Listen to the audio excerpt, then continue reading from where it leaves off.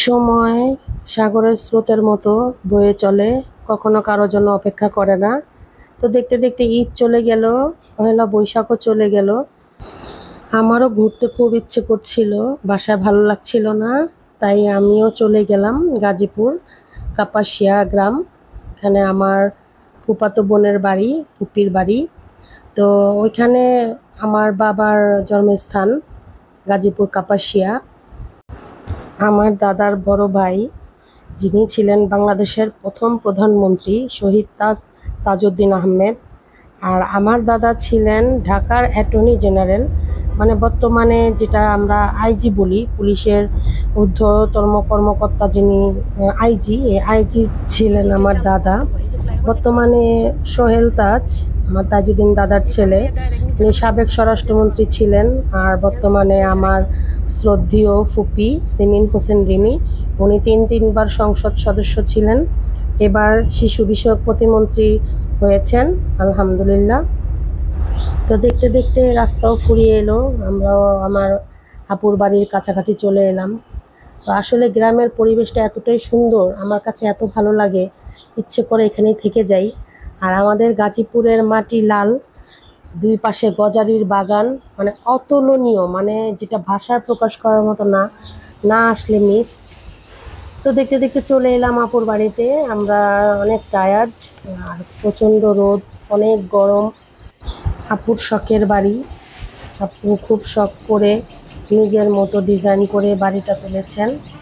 আসলে বাড়িটা খুবই সুন্দর, বাড়ির ইন্টেরিয়রগুলো আরও সুন্দর, মানে আসলে মন মুগ্ধকর বাড়ি।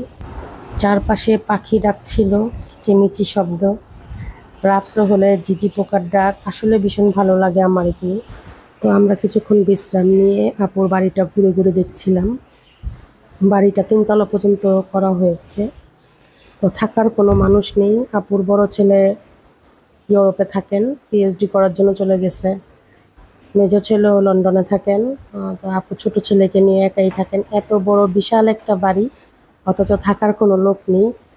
আসলে মানে খুবই ভালো লাগে এরকম নিরিবিলি পরিবেশে, এত সুন্দর একটা বাড়ি। বেডরুমের পাশে বারান্দা, বারান্দার পাশে গাছ, আম গাছ, কলা গাছ, পাখির কিচিমিচি শব্দ, সুপারি গাছ। তো আমি যখনই আপুর বাসায় আসি বারান্দা দিয়েই তাকিয়ে থাকি, আমার কাছে ভীষণ ভালো লাগে সবুজ গাছ।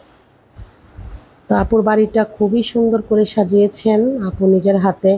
আসলে আপু জব করেন, জব করে সংসার সামলানো, এত বড় বাড়ির কাজ সব নিজ হাতে আপু করেন। আর আপুর হাতে জাদু আছে বললেই হবে, এত বড় বাড়ি এত সুন্দর করে সাজিয়েছেন আপু, আসলে না দেখলে বিশ্বাস করার মতো না। তো প্রচুর আম হয়েছিল গাছে, আমি আবার ঝুম করে আমগুলোর ভিডিও নেওয়ার চেষ্টা করছিলাম। তারপরে আপুর বাড়িতে সাজনা গাছ আছে, মানে এত বড় সাজনা গাছ 3 তলার উপর দিয়ে চলে গেছে। তো সাজনা গাছের ভিডিওটাও আমি করব। আপু সাজনা দিয়ে কালকে শুটকি রান্না করেছে, মানে এতটা টেস্ট হয়েছে এটা বলার মতো না, আমরা সবাই এনজয় করে খেয়েছি। এই হচ্ছে আপুর 3 তলার ফ্ল্যাট। 3 তলার ফ্ল্যাটটাও মানে খুবই সুন্দর করে সাজিয়েছেন আপু, আসলে না দেখলে মিস। আপু অনেক কাজ করতে পারে, সারাদিনই দৌড়াদৌড়ির উপরেই থাকে।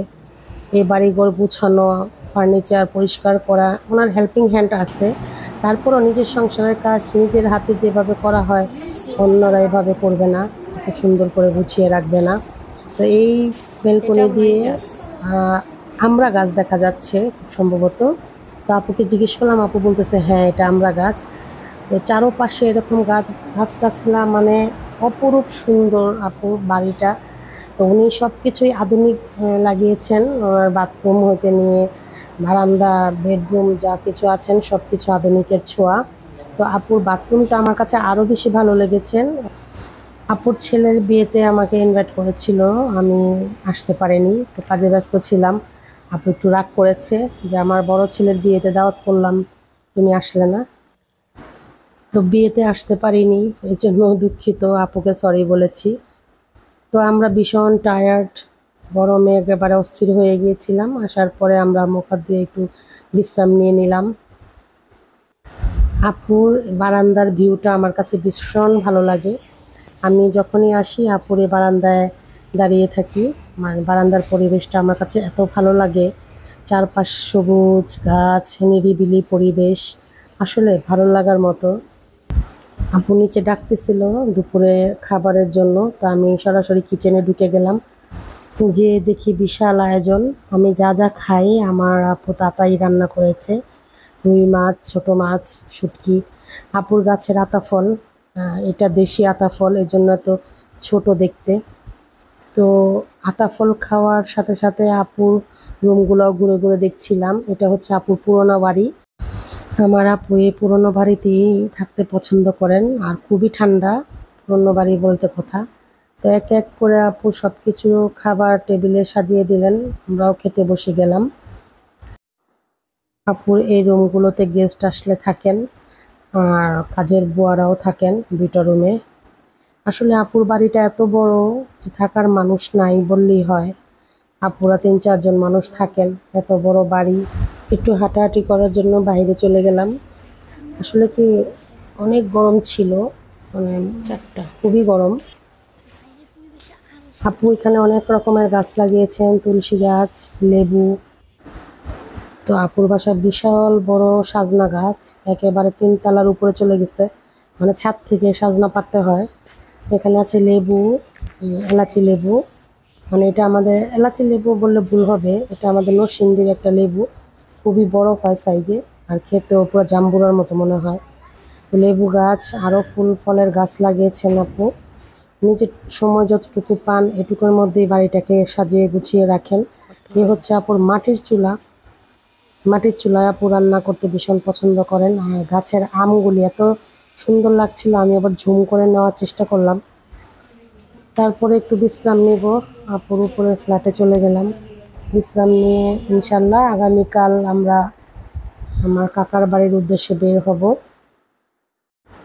আগামীকাল যদি বেঁচে থাকি কাকার বাড়িতে যাব, আর কাকার বাড়িতে যাওয়ার পরে ব্লগ তো অবশ্যই করব। আপনারা যে যেমনভাবে আমাকে দেখতে পাচ্ছেন অবশ্যই আমাকে লাইক, কমেন্ট দেন, শেয়ার করবেন আমার পেজটা। সবাই ভালো থাকবেন আর আমাকে সাপোর্ট করবেন। আল্লাহ হাফেজ।